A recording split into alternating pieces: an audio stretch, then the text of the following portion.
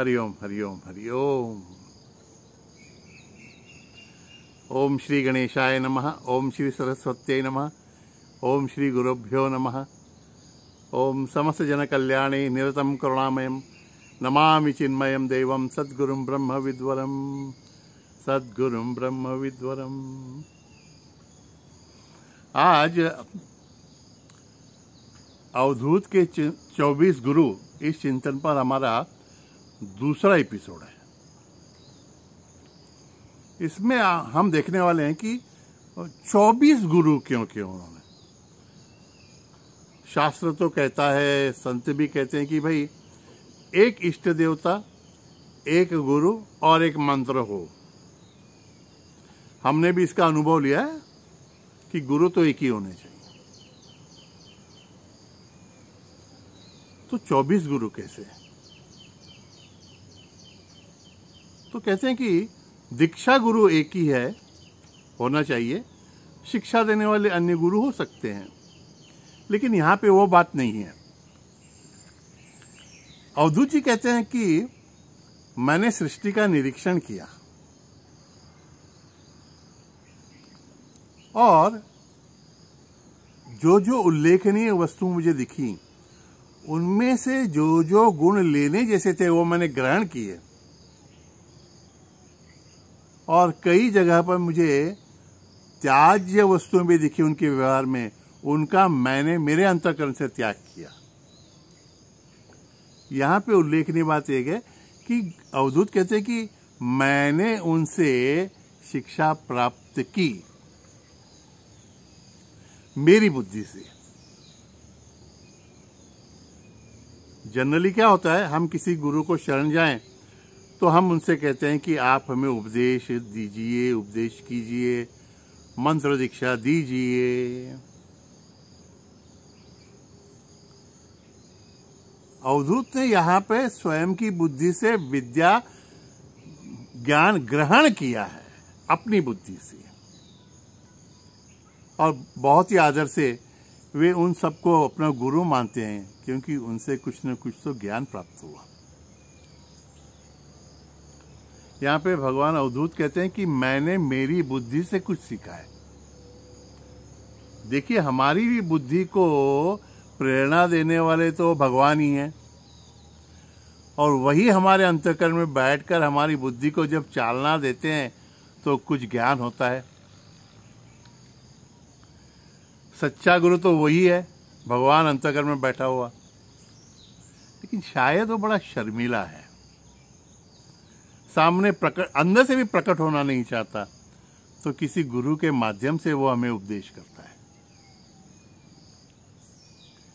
अवधूत जी की ये बात मुझे बड़ी अच्छी लगी कि हमारी बुद्धि से भी हम बहुत सी बातें सीख सकते हैं दूसरों से। आज के लिए आपको मैं थोड़ी सी एक्सरसाइज देता हूं।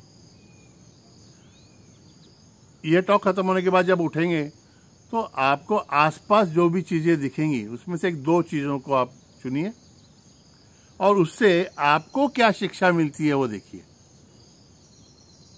मैंने किया है ये। पेन से, कागज से बहुत कुछ सीख सकते हैं हम, मोबाइल से। तो थोड़ा सा चिंतन हम भी करें कि भाई हम क्या सीख सकते हैं।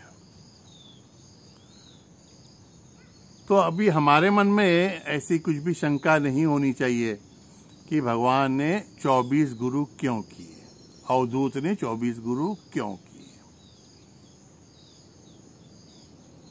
और ये 24 गुरु कौन है पता है?